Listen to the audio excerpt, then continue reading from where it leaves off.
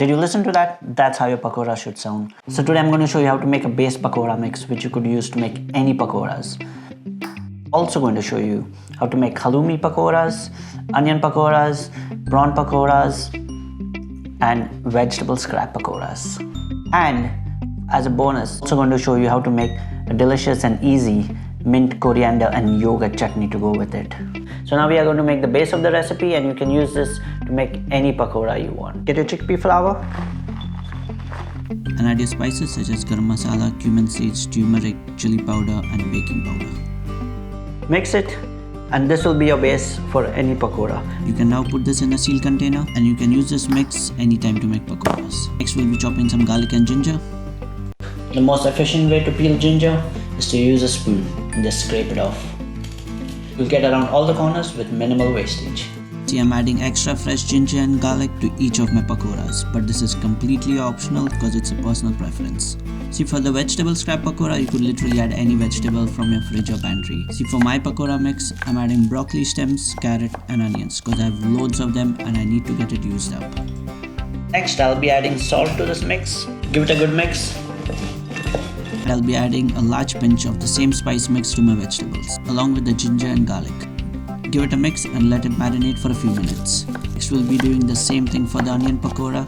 No matter what veg you're using, make sure to slice it thin. See, if you don't do that, then when you bite into it, it might be really tough or even raw. The reason I'm not giving you exact amounts for each of the mixes is because I want you to learn how to cook by intuition, because that's how we learn in Indian cooking. We know the base recipes, but then you adjust the amount of spices according to your taste and preference. I'm just showing you a few examples how you can use one pakora mix base to make 4 kind of pakoras, but you could make this into any type of pakoras you wish. We have got our flour base ready for the pakora, and we have got our mix ready for the pakora. Here we have onion and prawn. You got your halloumi, you got your plain onion, and you got your food scrap pakora. Now for the most important part of adding the pakora mix. See, what you want to do is add a couple of tablespoons at a time.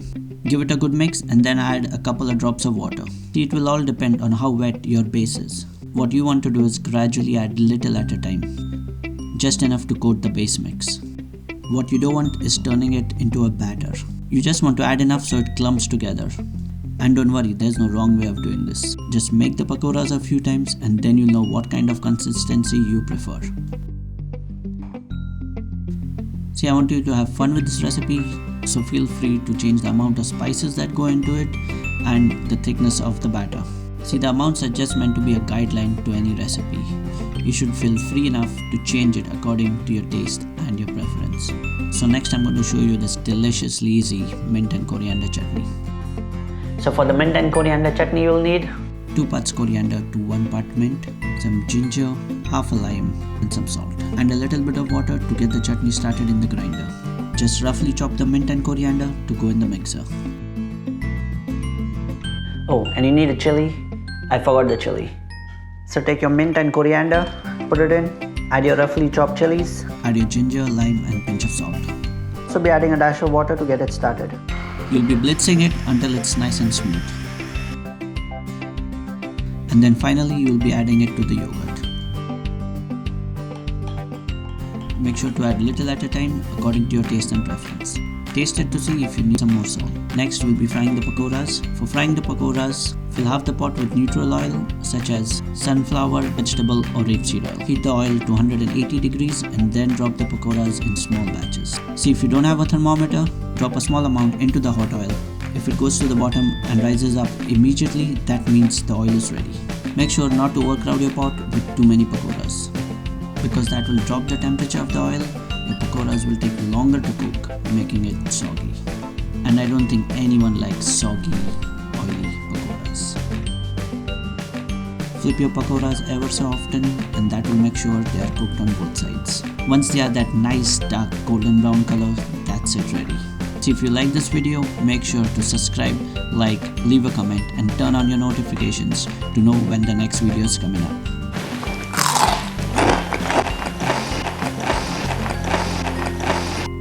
And there you have it, how to make an instant pakora mix to make any kind of pakora.